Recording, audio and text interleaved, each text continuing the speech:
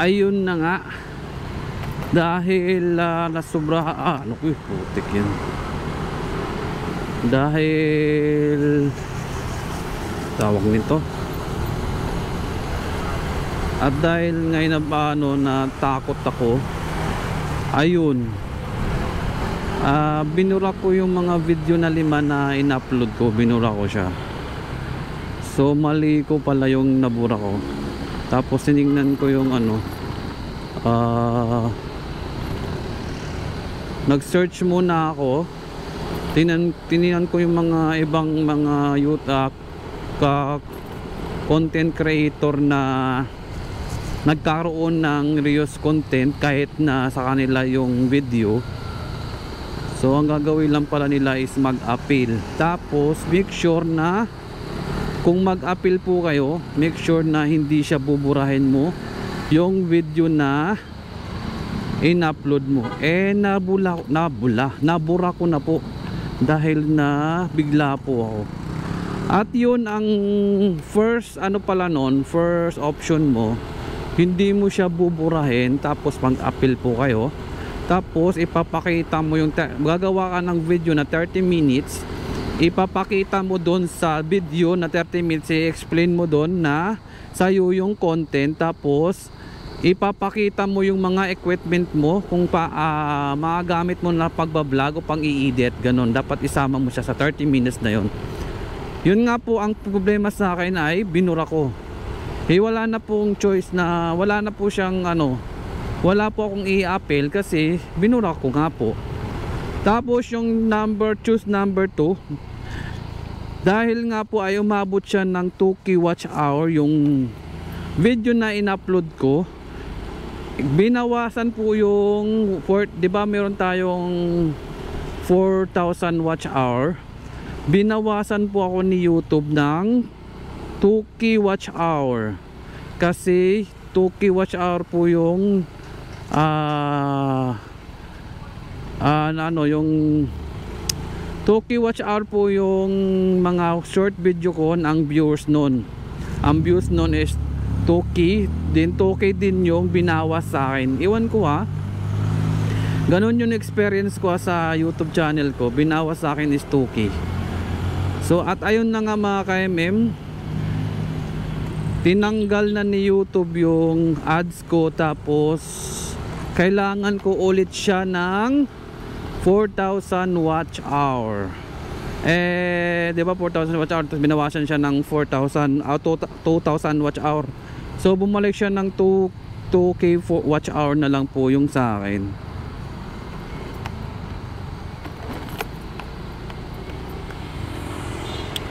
Ayan, nakaka-bad trip lang kasi hindi ako nagbasa ng maayos. So dito na tayo sa Ortigas.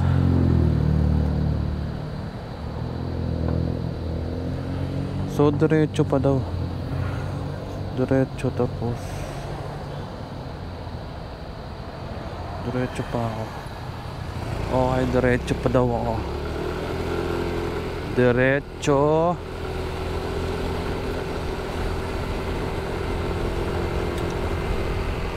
So tip ko lang sa mga baguhan dyan, make sure na yung in-upload nyo ay walang watermark sa ibang platform po. Ganun kasi nangyari sa akin, walang watermark sa ibang platform, may mga logo o ganyan. Dapat walang ganun po para hindi kayo ma-reuse content.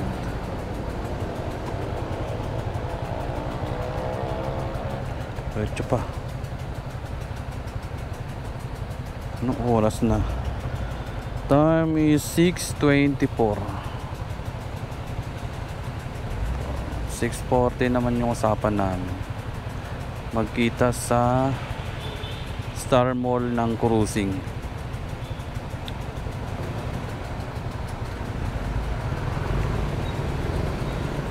Naalala ko tuloy, dito ako nagtatrabaho sa Renaissance.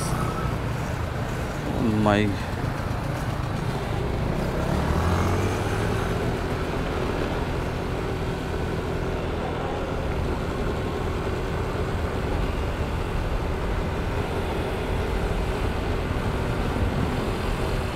to, walang dumaan dito, baka one way to ah.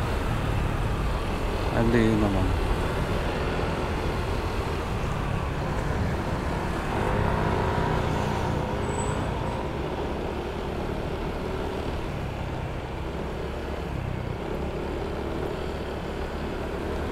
Naku, mahirap pa naman yung ano.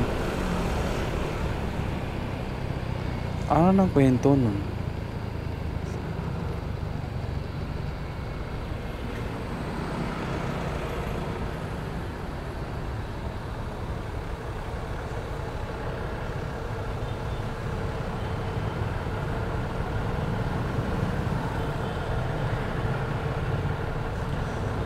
Kakaliwa tayo. Kakaliwa tayo, kakaliwa.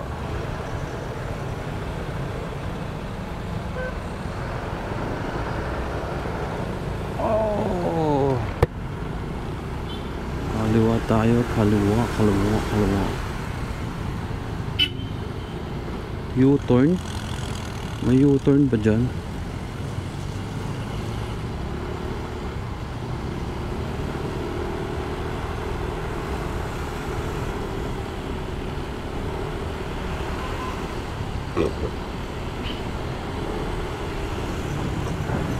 Excuse me po. Oops.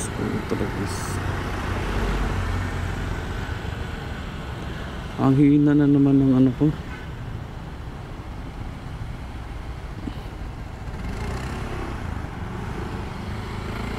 Grabe traffic.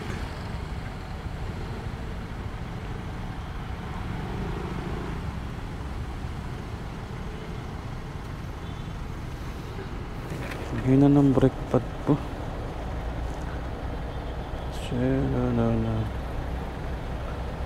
O sa ilalim yata tayo pinadaan.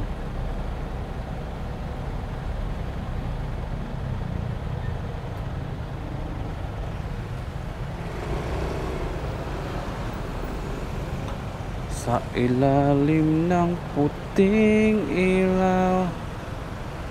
Sa cruising daw kami magkita ng kasamahan ko.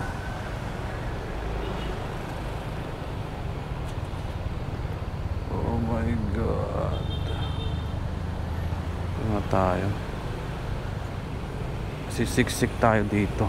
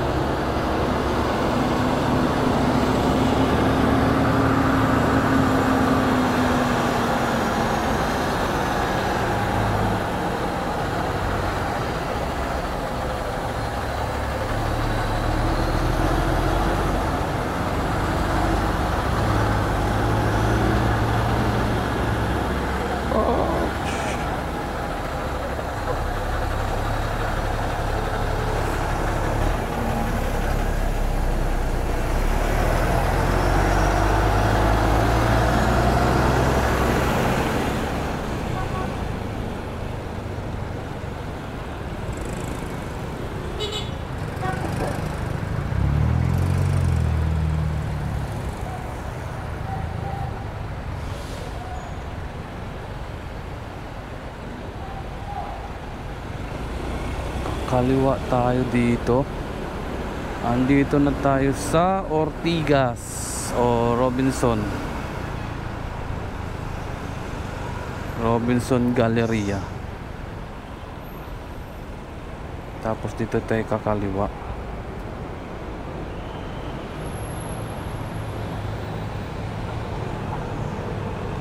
Sana may kaliwaan.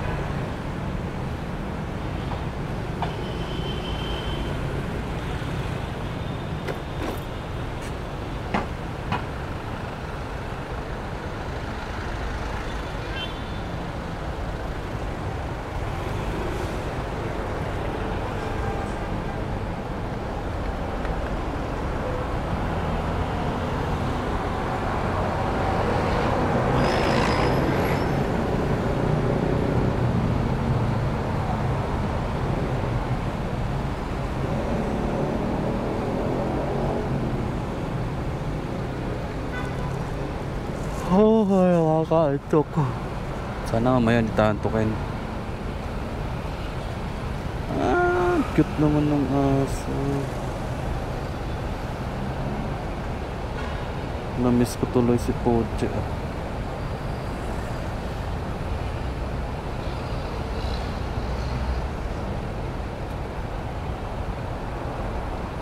Cute.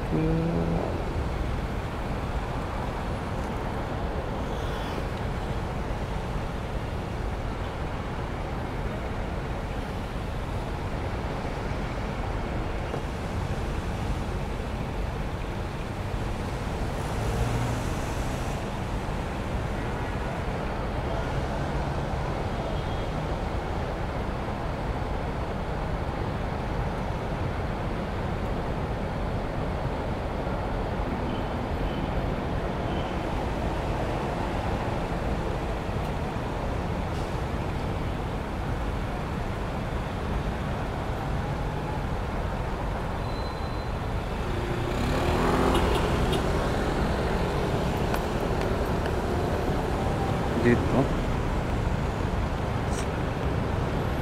Sige.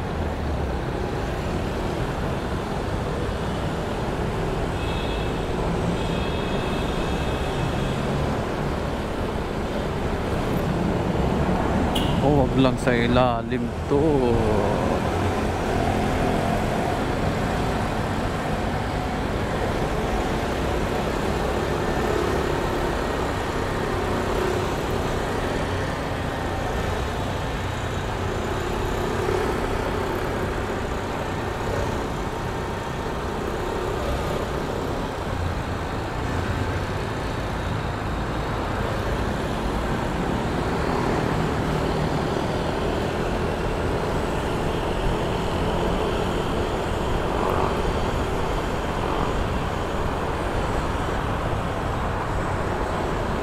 Lakas ng ilaw niya. Ay po nga pala. Pati pala yung ilaw. Kailangan tong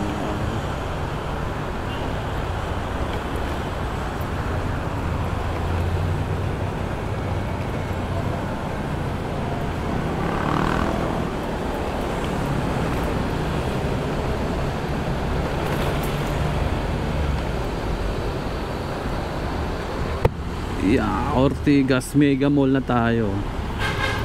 Sa Mega Mall na tayo mga KMM.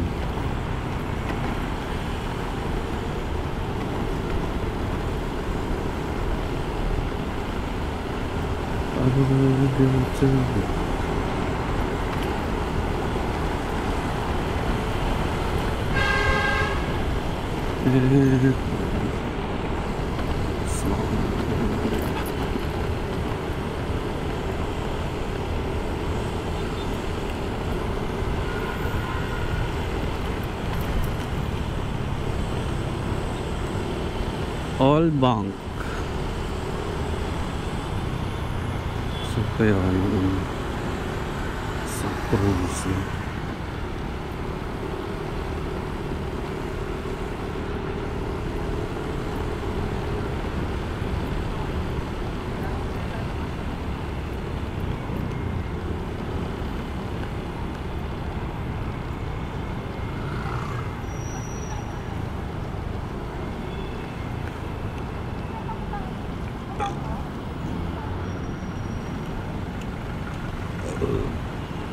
Hindi ito daw. Kaliwaan tayo dito.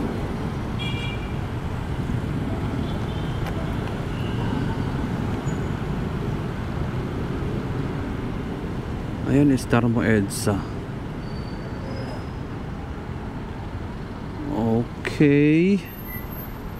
Text na natin o chat na natin. Nandito na tayo, no?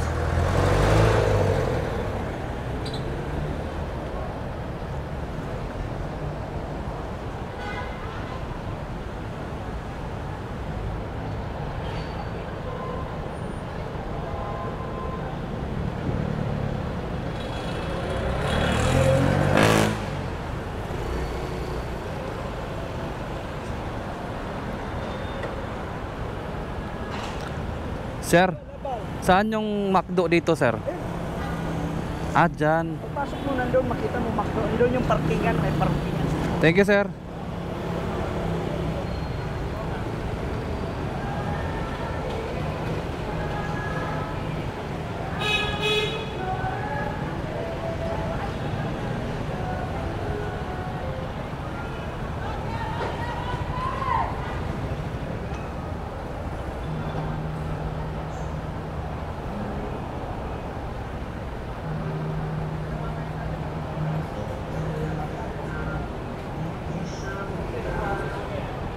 Ah, delivery. Oh.